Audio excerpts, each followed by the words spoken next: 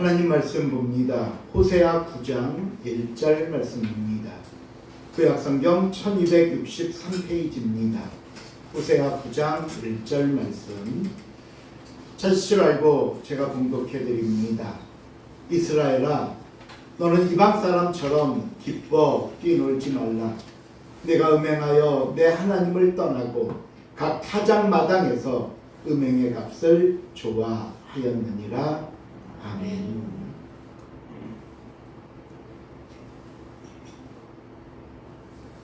사람들이 죄를 지은 후에 본능적으로 보이는 반응 중에 하나는 숨는다는 겁니다. 자기의 잘못을 인정하고 용서를 구하면 좋겠지만 오히려 모른 척하거나 아니라고 부인하거나 그 자리를 피해버립니다. 그런데 성경에 보면 이런 행동이 어제 오늘의 이야기만은 아니라는 것을 알게 됩니다. 우리가 잘 아는 창세기에 아담이 선악을 알게 하는 나무의 실과를 따먹은 뒤입니다. 그때 마침 하나님이 나타나심을 느끼고는 아담이 어떻게 합니까? 하나님을 피해 동산나무 사이에 숨어버립니다. 그러자 하나님께서 아담을 부르십니다. 네가 어디 있느냐? 이 물음에 뭐라고 대답을 합니까? 두려워하여 숨었나이다. 자기가 지은 죄 때문에 두려워서 숨었다는 겁니다. 하나님을 피할 수 있을 줄 알았고 숨으면 다 끝날 줄 알았던 아담의 모습입니다. 또 있습니다. 가인은 자기의 제사가 받아지지 않았다는 분노와 아벨을 향한 시기와 질투를 참지 못해 결국 아우를 죽입니다. 그때 하나님께서 가인을 부르시면서 또 물으십니다. 내 아우 아벨이 어디 있느냐? 이 물음에 가인이 뭐라고 대답했죠? 내가 내 아우를 지키는 자니까. 너무나 당돌하고 뻔뻔한 대답이지 않습니까? 그런데 보십시오. 하나님께서 아담과 가인에게 하신 두 질문에 공통으로 들어있던 물음이 뭔지 아십니까? 그건 바로 어디 있느냐는 겁니다. 어디 있느냐? 지금 너의 모습이 어디 있는 줄 아느냐? 지금 너의 위치가 어디 있는지 보라는 의미의 말씀입니다. 너는 지금 죄의 자리에 있다. 하나님을 피하려고 숨은 모습으로 있다. 감히 하나님 앞에서 죄에 대한 어떤 회개와 고백도 없이 교만함으로 가득 차 있다.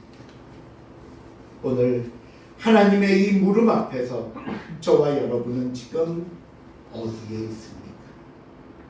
하나님께서 안타까워하시면서 저와 여러분을 부르시는 그 부르심 앞에 내가 어디에 있는지, 내가 무엇을 하고 있는지, 내가 어디로 향하고 있는지 분명하게 나 자신을 돌아볼 줄 아는 저와 여러분이 되어야 할 것입니다. 제가 왜 이 말씀으로 본문을 시작하냐면요, 바로 오늘 본문의 이스라엘의 모습이 이러했기 때문입니다. 하나님께 죄를 지었다면 곧바로 달려와 죄를 고백하고 용서를 빌어야 하는데 그렇지 않았습니다. 그 모습이 어떤지 볼까요? 오늘 본문 9장 1절 이후의 말씀은요, 이스라엘의 추수감사제를 배경으로 하고 있습니다. 이스라엘 백성들은 자기들이 거둔 풍성한 수확 앞에서 너무나 만족해하고 기뻐 뛰놀고 있지만 이것을 바라보시는 하나님의 마음은 그저 아프기만 했습니다. 왜요? 자신들에게 이렇게 풍성한 수확을 가져다 준 것이 하나님이 아니라 가나안의 농경신인 바알이라고 믿었기 때문입니다. 그래서 1절을 다시 한번 보시면요, 이스라엘아, 너는 이방 사람처럼, 하나님 모르는 저들처럼, 바알 섬기는 저들처럼 기뻐 뛰어놀지 말라고 말씀하는 겁니다. 지금 이스라엘의 문제는 첫째, 하나님을 기억하지 못하고 있다는 겁니다. 그리고 둘째, 하나님의 부르심이 있는데도, 내게 오라고 말씀하시는데도 세상의 욕심에 빠져서 당장 자기 앞에 놓인 풍성한 것들의 눈이 어두워져서 하나님의 말씀을 거역하고 있다는 겁니다. 그렇다면 이렇게 듣지 않고 거역하는 이스라엘을 위해 하나님은 어떤 일을 하실까요? 하나님은요, 이스라엘이 바알에게 받았다고 여기는 그 모든 것들을 하나씩 거두어 버리십니다. 잘 보세요. 가장 먼저 하나님이 그들에게서 거두신 것은 그들의 풍요로운 것들을 모두 거두어 버리셨습니다. 본문 2절입니다. 2절 말씀 시작.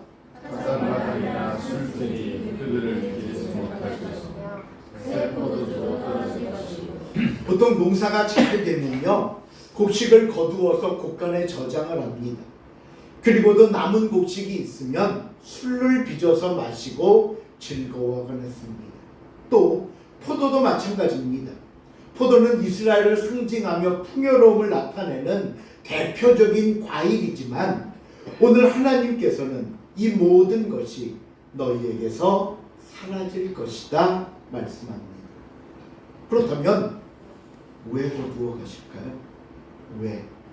그 이유는요, 하나님을 기억하지 못하는 풍요로움, 하나님께 감사하지 못한 풍요는 곧 사라지고 만다는 사실을 가르쳐 주시기 때문입니다. 하나님을 기억하지 못하고 하나님 앞에 범죄함으로 쓰는 모든 것들은 거두어 가십니다. 두 번째, 하나님이 이스라엘에게서 거두어 가시는 모습을 보면요, 땅을 잃어버리리라 말씀합니다. 3절 한번 읽어볼까요? 본문 시작. 그들은 여호와의 땅에 거주하지 못하며 에브라임의 애굽으로 다시 가고 아수르에서 더러운 것을 먹을 것이며. 구약 성경을 보실 때 구약 성경의 뼈대라고 말할 수 있는 아주 중요한 구조가 하나 있는데요. 그 구조는 뭐냐면 약속과 성취라는 주제입니다. 구약 성경은 약속과 성취라는 주제 아래 흘러가고 있어요. 하나님께서 약속하신 것들을 어떻게 이루어가는가 하는 것, 그리고 이것이 이스라엘이라는 한 나라에 관한 것으로도 해당이 되지만 더 나아가 이 땅에 하나님이 약속하신 구원이 어떻게 성취하는가에 관해 이야기를 풀어가는 겁니다. 그런데 이 약속과 성취라는 주제를 풀어가는 중요한 단어 중에 하나가 바로 땅입니다. 땅. 창세기 15장 18절을 보시면요, 그날에 여호와께서 아브라함과 더불어 언약을 세워 이르시되 내가 이 땅을 애굽 강에서부터 그 큰 강 유브르데까지 내 자손에게 주노니라고 말씀하셨습니다. 아브라함에게 약속의 땅을 말씀하십니다. 그리고 나서 이삭과 야곱에게서는 거듭 확인시키시고 모세를 통해 그 땅을 향해 출발하게 하십니다. 그리고 마지막에는 여호수아와 함께 가나안 땅에 들어감으로 약속을 성취시키십니다. 그런데 이스라엘이 가나안 땅을 차지했다고 해서 약속이 끝나는 건 아닙니다. 어찌 보면 이제부터 진짜 땅 얘기가 시작이 되는데 여러분 한번 잘 들어보십시오. 첫째로 하나님이 주신 이 땅은 이스라엘에게 주신 선물이라는 사실을 확인시키십니다. 이스라엘 백성들은 이 가나안 땅을 차지할 어떤 자격도 능력도 없었습니다. 그런데 하나님께서 그 자격 없고 능력 없는 이스라엘에게 가나안 땅을 주신 겁니다. 지금의 팔레스타인입니다. 그래서 성경은 이스라엘에게 주신 땅을 가리켜 뭐라고 성경은 표현하고 있냐면 기업이라고 말합니다. 기업. 이 기업이라는 말은 배분한다, 배당한다 라는 의미인데요. 바로 하나님께서 땅을 무엇으로? 선물로 주셨다는 겁니다. 그 약속을 이루는 성취의 방법은 선물이라는 거예요. 그리고 나서 둘째로 땅에 대해서 뭐라고 말씀하시냐 하면 이 땅은 하나님의 축복이 현재 이스라엘에게 어떤 상태인가를 가늠해 볼 수 있는 상징이 됩니다. 무슨 얘기냐 하면 제가 예전에도 몇 번 말씀드린 적이 있습니다. 특별히 이 구약 성경에서 땅 얘기가 나오면 이들에게 땅이란 단순히 어떤 부동산의 개념, 뭐 집 짓고 논밭 가꾸는 삶의 터전만을 의미하는 것은 아니라고 말씀드렸습니다. 그러면서 드린 말씀이 뭐였냐면 이스라엘 민족이 하나님께 선물 받은 이 팔레스타인 가나안 땅에 살고 있으면 그건 곧 뭘 의미하냐 하면 하나님께서 이스라엘에게 은혜와 축복을 내리시고 계신다는 사실을 의미하는 상징이 되는 것이고, 반대로 그 땅에서 쫓겨나 포로로 살거나 여러 지역의 디아스포라로 흩어져 버리면 이것은 하나님의 징계와 심판으로 모든 은혜와 축복을 빼앗겼음을 상징하는 겁니다. 그건 지금의 이스라엘도 마찬가지입니다. 그 땅에 있으면 복받고 있는 상황이고 그 땅에서 쫓겨나면 벌받고 있는 상황입니다. 그러기에 하나님께서 이스라엘에게 땅을 주시면서 하신 말씀이 있습니다. 너희가 계속해서 이 땅에 살고 싶습니다. 다른 말로 너희가 계속해서 나의 은혜와 복을 누리고 싶다면 무엇해라? 순종해라. 순종해라. 저와 여러분이 하나님의 은혜와 축복을 받는 비결 또한 순종이라고 말씀합니다.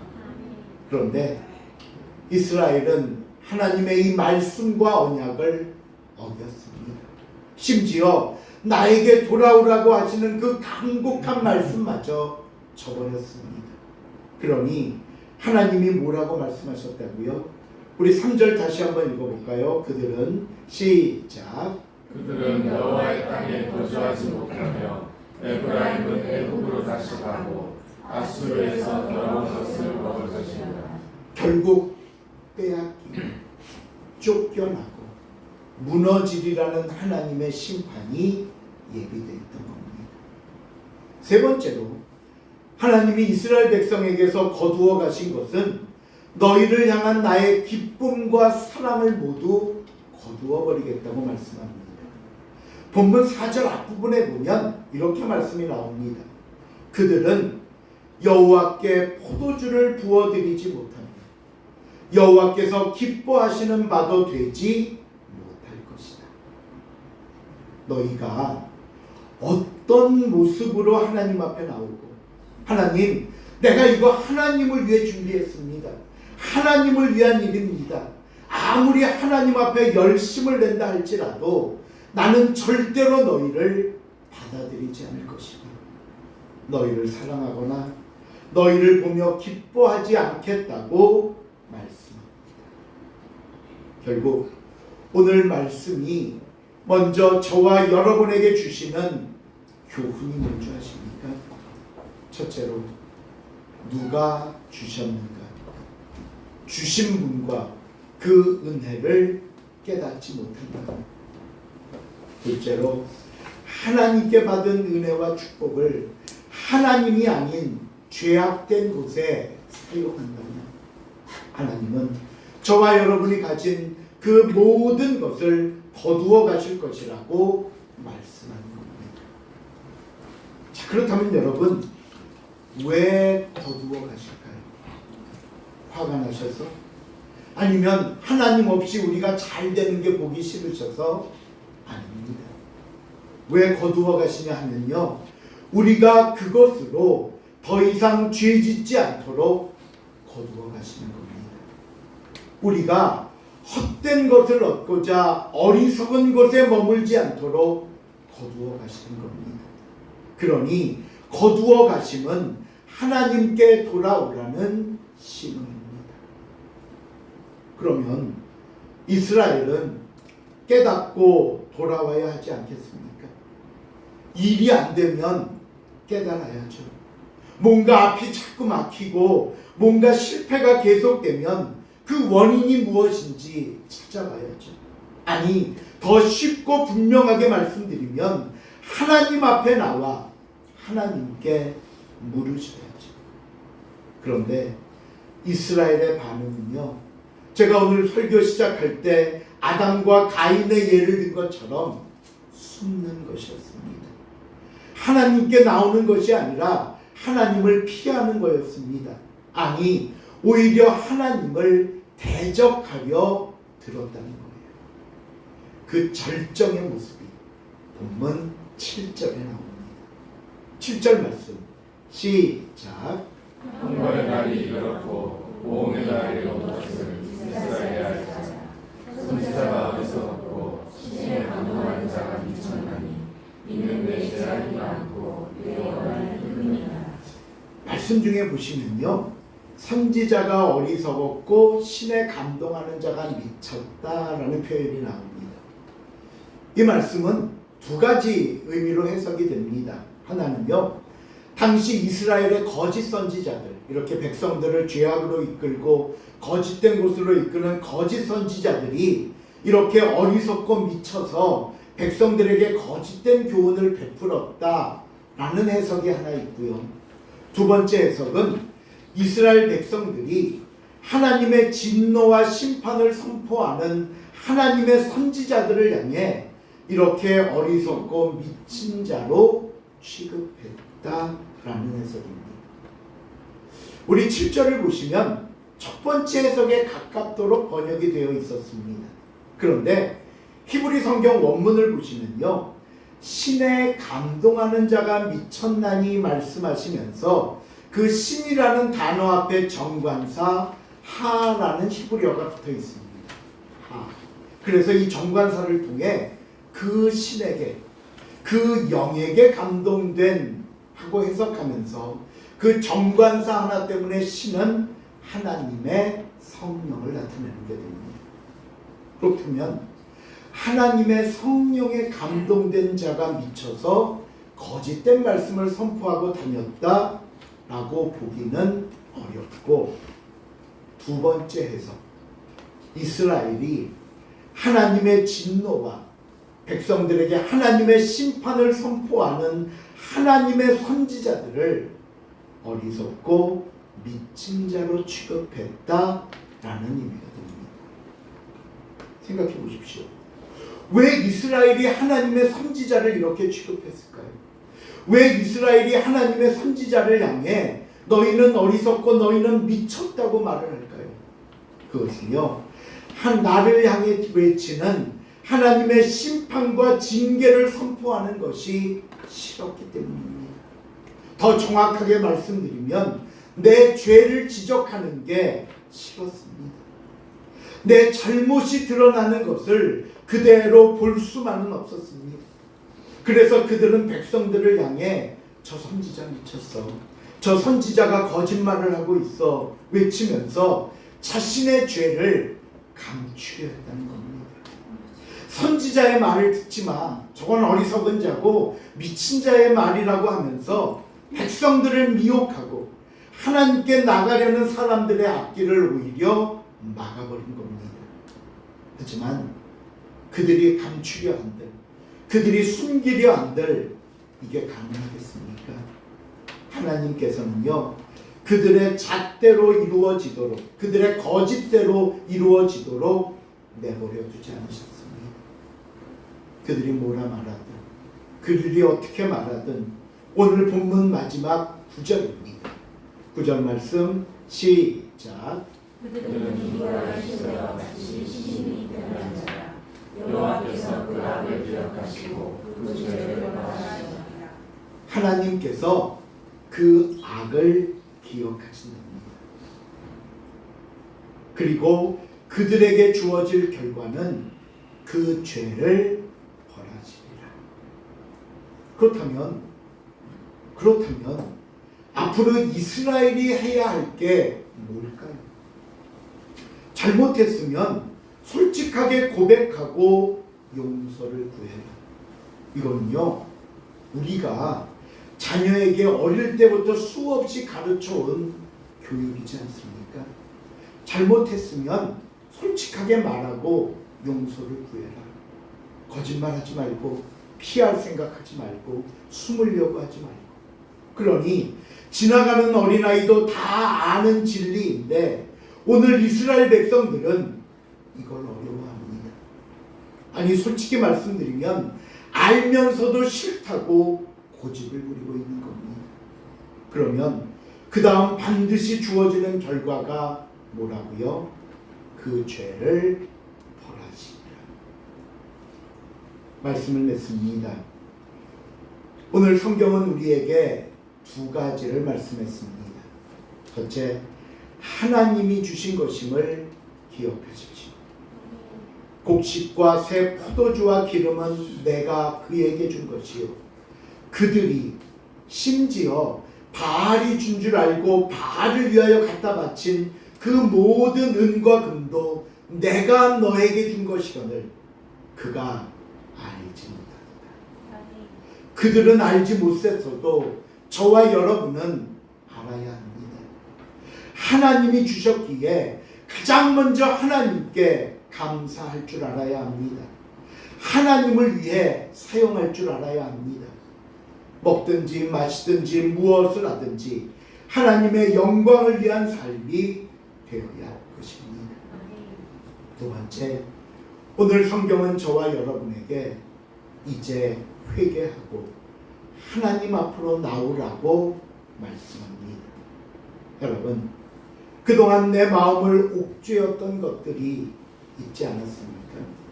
나를 불안에 떨게 했던 것들, 한순간이라도 하나님에게서 나를 멀어지게 만들었던 그 모든 죄를 하나님 앞에 나와 고백하십시오.